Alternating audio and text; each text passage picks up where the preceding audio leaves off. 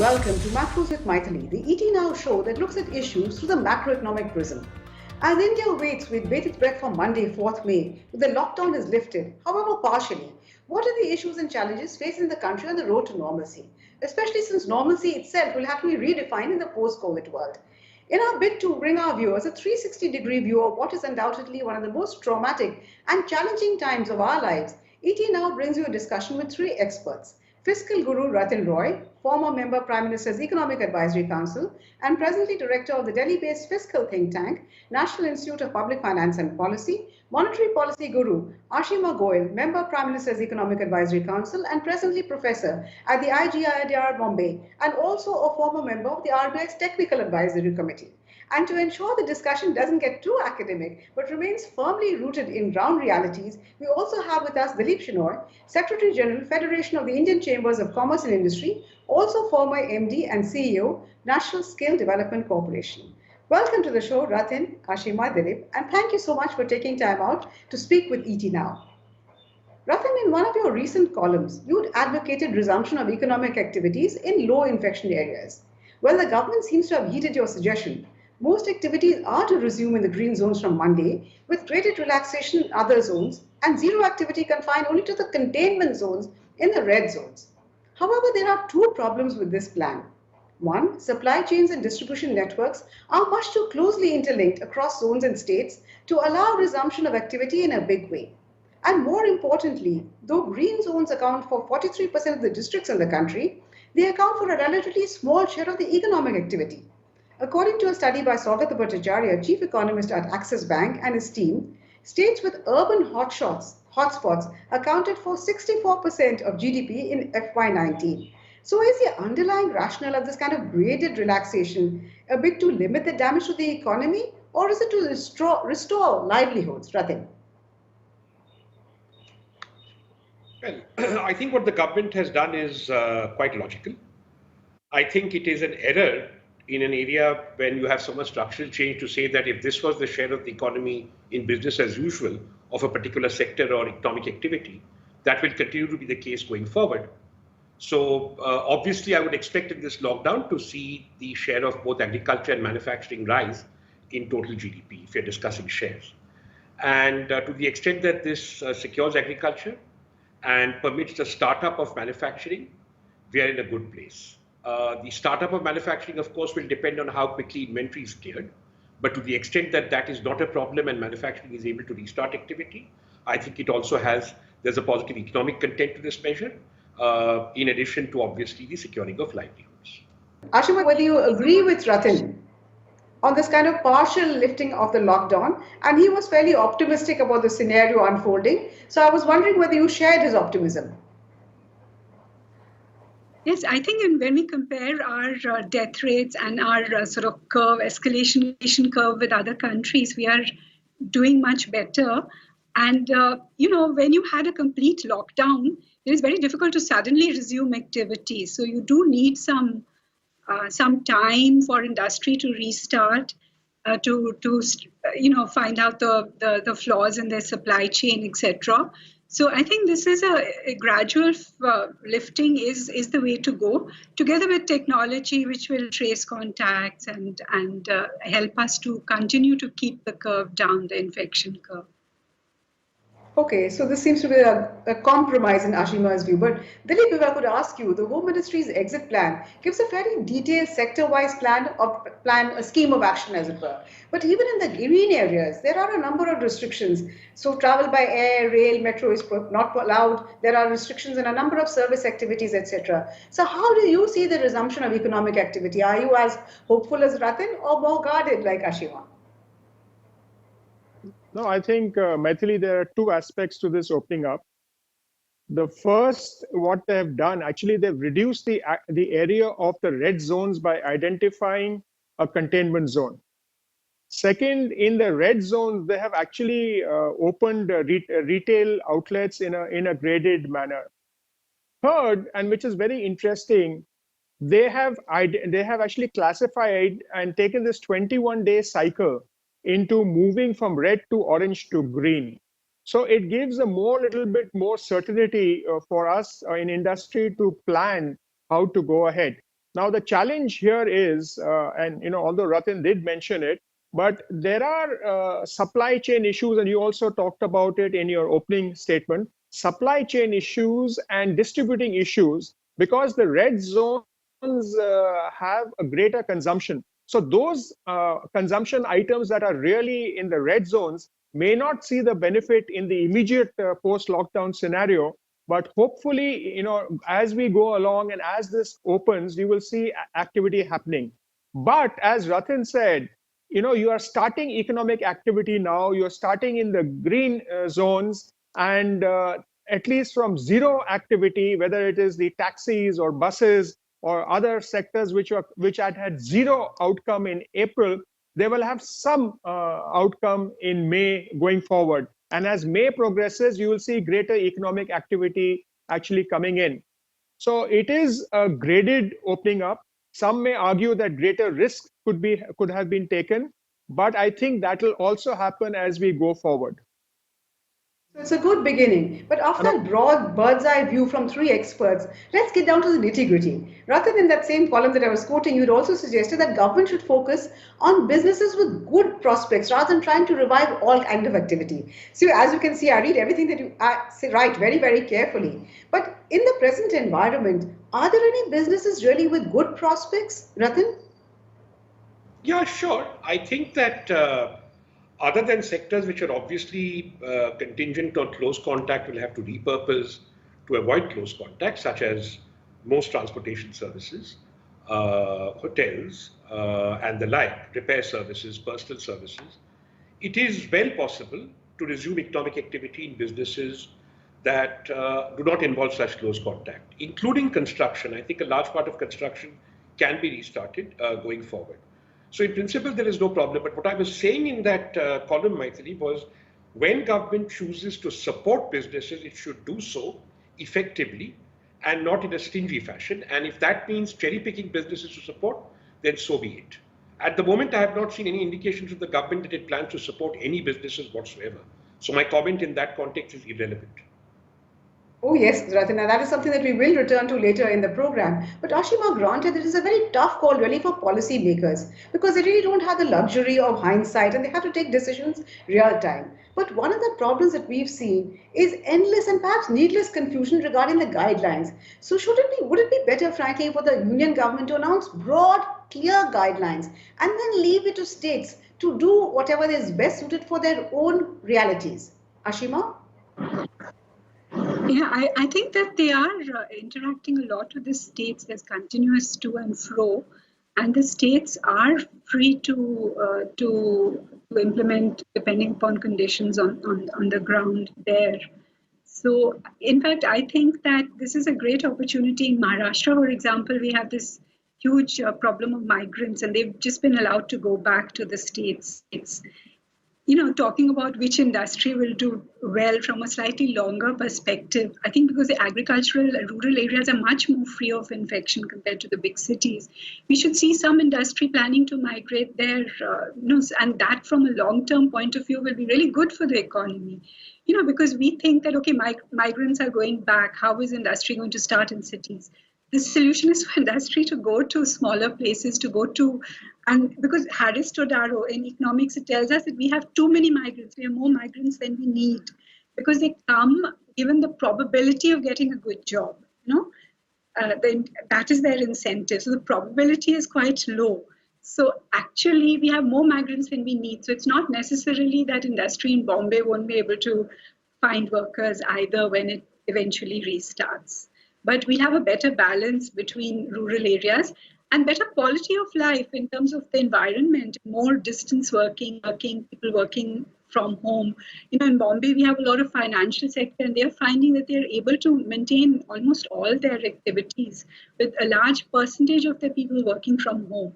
And that might continue going forward, decrease congestion, traffic, improve air quality.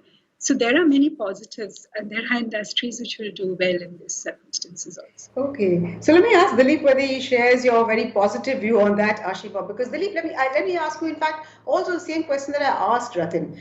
Are there really any businesses with good prospects in today's times, I tell you, where there are so many supply chain disruptions? And what would they be? Would you agree with Rathin on his choice also?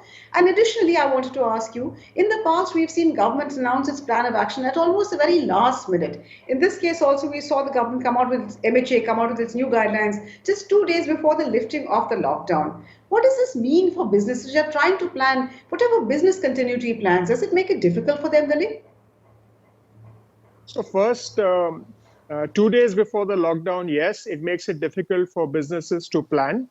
But unlike the earlier order on April 15th, this order actually provides a roadmap depending upon the number of active cases within the last 21 days, and provides a roadmap from shifting to containment zone to red to orange to green. So that's a signaling for industry.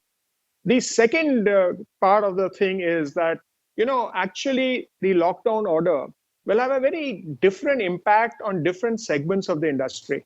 It may change, competitive positioning and the ability of certain industries located in certain places to actually gain market share at the expense of others, because the way the opening up is happening due to the COVID situation. So that is something which will inadvertently happen, and it's not deliberate, but it's just because of the way that the COVID has impacted people in different districts. The third thing, and I fully agree with Rathin, I think there is time. I mean, with the opening up which is there, the real silver lining is the economic package could have been announced, and some support provided to those industries that are actually thinking of opening up. So you will see, that requirement actually coming up. It's many of the industries in that area, because they have paid 2 months wages without any economic activity and have paid interest costs, may not have the economic ability to open up, right? And that support is actually required. They may be good, but they may be those people who don't go to the banking system and they don't have the cash flows to actually survive and take advantage of this opening up of the lockdown. So there has to be some economic package for medium, small, and now, if in the extended lockdown, the large companies will also require it. So that is important to gain the full advantage of opening this lockdown. In fact, Rathin, you also mentioned this, the need for an economic package, which we've not really seen forthcoming from the government. What is the kind of fiscal support that we need to make this plan a success? Related to this question, how do you see the government's package to date? Paltry, or do you see it as adequate? We'll come to the funding later. But right now, the issue of what kind of package do we need? What is the kind of quantum we need? And I'm turning to you as a fiscal expert, somebody who somebody described as a sage of India. You need to protect national income and national wealth. And to protect national income and national wealth means you need to provide wage support. I'm not speaking from humanitarian grounds, I'm speaking from economic grounds. And you need to provide support to interest paid on capital, especially working capital, to the extent possible. And you need to make sure that companies in turn then maintain their spending patterns so that that income and wage support is translated down the line. The extent to which you can do it depends entirely on the extent to which you see enough businesses surviving for long enough for the economy to pick up. At a very minimum, I would expect you to look at 2 to 3% of FY 2020 forecast GDP as being the kind of money you would need to target and spend on this sort of package. But you don't need to spend it all at once. The important thing is to announce that such money is available. And the important thing to make sure is that when this money is made available, then there is a contract between the recipient and the spender of taxpayers' money, that is the central or the state government, that recipient will in turn do the same with their suppliers and other collaborators up and down the supply chain, so that lines of activity are protected. This requires a national spending plan of some granularity and detail. It has been 45 days, which I think is sufficient time to prepare such a plan, but I cannot comment on its fiscal impact till I see the plan. And there is no plan on the table at this time. I noticed that today's CII came out with some assessments of what it takes, and I would urge the government to examine those. I'd urge FICCI and other industry bodies to also look at this and either validate it or provide their comments on it so that a conversation can begin on the graded spending plan, because clearly the government is not about to commence this conversation. So the private sector will have to take the initiative. Ashima, Rathin really hit the nail on the head. The fact that there doesn't seem to be any concrete funding plan at the moment, which brings me to our question to you as a monetary policy guru, that how much of the heavy lifting can monetary policy do alone without fiscal support? Because normally you would expect fiscal policy to take the lead. The governor has been talking about conventional and unconventional measures, but what could these possibly be in the absence of fiscal support? Ashima? Yeah, I think the fiscal support is coming because they're doing it step by step. You have restraints on the supply side. So as lockdown is lifted, then industry can begin to function. Then demand also increases, and that is the time you need some, of course, support for industry. I think the Reserve Bank has done a very good job in terms of the moratoria announced on so that the fiscal year is extended. You don't have to repay immediately. You have that time, and then they are they're providing huge amounts of liquidity, which should go through But the problem is that banks are the channel, and in a way they can assess credit risk, but they are risk averse. So again, the government has to come in, I think, with some kind of warranty, a partial credit warranty, which will give banks the confidence to lend more generally. As well as over here, since our corporate bond market is not so developed, maybe you need direct credit flows to small and SMEs and MSMEs. And again, it has to come through the banks. But since for a long time, banks have not been able to lend, especially to the NBFCs, again, the Reserve Bank can consider some kind of refinance line directly, accepting a broader range of collateral. The loans could be over collateralized. Central banks around the world are doing this. So then the Reserve Bank can also support the government borrowing program, since the government will have to borrow a large amount as they increase spending. And here again, they have scope for support through open market operations. And maybe at a later stage, some kind of private placement or direct or subscription to the primary issue. But that it should be very clear that it could be a kind of COVID bond. So it's clear that it's specific to this crisis. I think the FRPM also gives that space to the Reserve Bank and to the government to gives an escape clause. Sure. But then the question really is that why is the government taking so long? I think FICCI has presented this charter of demands or pleas, or whichever way you want to put it, to the government, asking for additional spending of about at least 4 to 5% of GDP. But the government doesn't seem to be doing it. What is your reaction to the kind of program that the government has announced to date? Is it enough? Do you think it will really move the needle as far as industrial growth is concerned, Dilip? So if you look at the two RBI announcements, the two finance minister announcements earlier that have been done, they had targeted, specific sectors of the economy, and then the whole migration package, which has just been enacted in terms of getting the migrants back home, and all the support. The aspect that both Ashima and Rathin talked about is what I think everybody is grappling with.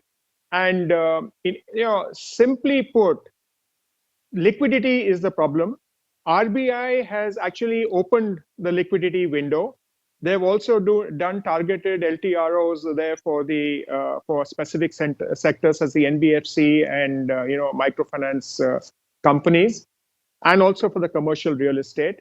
But then the interest subvention, which everybody is asking for and which is common across things, that needs some fiscal support from the government to the banks, and we need to at the same time, like Ashima said, ensure first loss default guarantee kind of a situation, and allow the COVID impacted companies to really take advantage of it and go forward. So if you see the elements of the FICCI plan, the first really relates to the existing loans that corporates have. Can you say that, okay, these 8 weeks did not happen? So for 8 weeks, you kind of say there's no interest charge for this, the interest due gets back-ended to the loan repayment cycle, and then you take it from there. That actually, other than the amount of interest lost on interest for the banks, it is not a significant amount, because anyway the people are going to repay it. There are a lot of other companies, MSMEs in particular, who are not in the banking system, and they have to pay wages. So can you find a way that you, either based on their GST turnover or based on their wage bill, give them an interest-free, collateral-free? And the service sector has been very badly hit, and they don't normally have collateral in the way other than airlines and restaurants. But can you find a way to fund them, and then you give them a interest moratorium, and then you give them a long repayment cycle? So the volume of money required to actually do that, and with guarantees, with also like Rathin said, you put some conditions on the company to do that. That's the second thing which actually can work. And then the states, Haryana has actually come out with an interest subvention for MSMEs. Sure. The states can also actually do that. So in a collaborative Dilip, I need to interrupt you. a... Dilip, I need to interrupt you here because we're running out of time, and I want to get done quickly into the issue of funding, because that really is the most critical part, so it seems.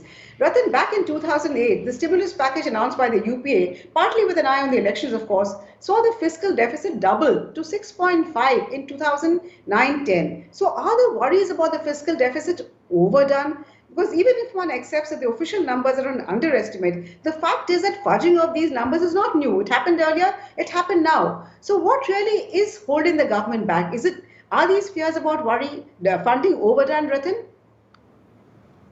I have no idea what is holding the government back. So what do you think is a number that we could go, the maximum number that we could go up to for our fiscal deficit, Rathin? I would like to see a minimum number out of the table first. I don't see it.